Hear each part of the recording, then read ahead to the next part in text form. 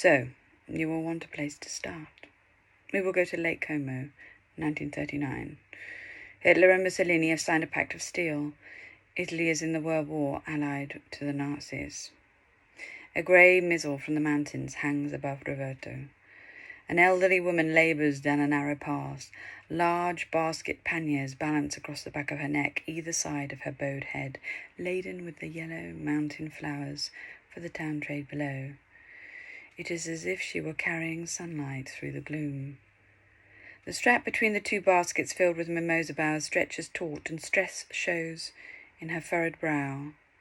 She pads down the steep, sheer path, resolute and uncomplaining. Her clothes are damp. The smell of the warm, wet wool that bolsters her shoulders will, with her age and labours, keep eyes and sensibilities from her. She carries more than her obvious burden, and she needs to go unnoticed. Down below, the small town is being mobilised by Nazi rule. Mussolini, Il Duce, the leader, is now Hitler's lackey. A new red swastika banner flaps against its companion, the fascisti flag, which is heavy, frayed, and whipping its flagpole in the spring winds. Newly recruited uniformed young boys and men saunter, less like military and more like young farmers who have been dressed in dead man's clothes. They whoop and whistle as the young girls scurry through the market square, their natural nonchalance for a military life still barely masked by their war attire. Though there are others who attend to business with cruel severity, emboldened by their black leather-booted stride. A high-pitched scream travels. In the back of the town square there is a scuffle, and a woman is being pulled through a narrow corridor between two tired-looking buildings. It is only her voice and her slim features that give her away as the fairer sex. She is dressed in men's clothing, too big for her slim frame. Her hair is short and brown under her cap. Her wild eyes dart about, appealing for help. She struggles and makes to shout again, but swiftly and determinedly her mouth is pressed hard by one of the three men's large hands. Her hat falls in the fracas. They bundle her into a waiting military van and drive away with a choke of smoke. Her cap lies wet in a puddle. In the main square, small battered Italian vehicles beep and jostle with the people and bicycles between stall traders and the customers at the market. The small town is flushed with an uncharacteristic festive vita. Once every indiscretion was noticed by a twitching curtain or a heavy hand of the mafiosa, but at this moment the melting pot of war has liberated all enough to die.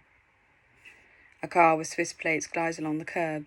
A chauffeur broad in face and body exits and opens the passenger door for two women to unfold from the rear. The first is tall, sophisticated, with a strong profile and poised limbs. Her gangly companion, a younger version of herself.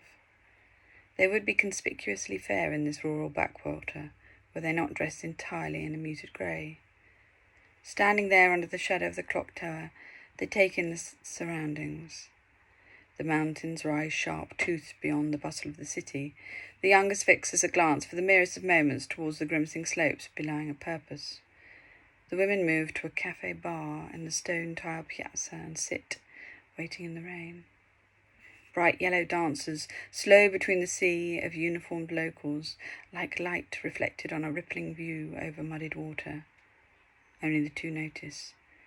To the crowd, this is a commonplace singer femina, trading her flowers. Moments later, the gypsy is at the table, holding a bunch of mimosa up to the woman. Nothing is said, but the deal is sealed, coins cross palms. Just then the male waiter strides over, barking curtly, "Cancile vecchia," lifting the back of his hand as if to strike the woman. She flinches, head down, the yellow recedes into the crowd. The woman cuts across the waiter and orders un espresso. He nods and shortly returns with a small circular cup. The deep, black, scented grounds mingle with the frothing mimosa on the table. The two women, now alone again, feign nonchalance, but the blooms are mesmerizing with their multitudinous miniature yellow orbs. The brightest spring yellow. It reminds her of before. Not of her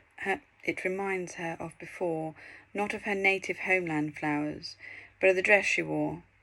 She could smell the putrid smell of him now, too. She touches the filigree leaves and draws the bouquet in. A wet cloth binds it. Unwrapping it reveals embroidered letters forming the words, "You are on the Mimosa trail." There are more instructions in small stitches she quickly twists to conceal.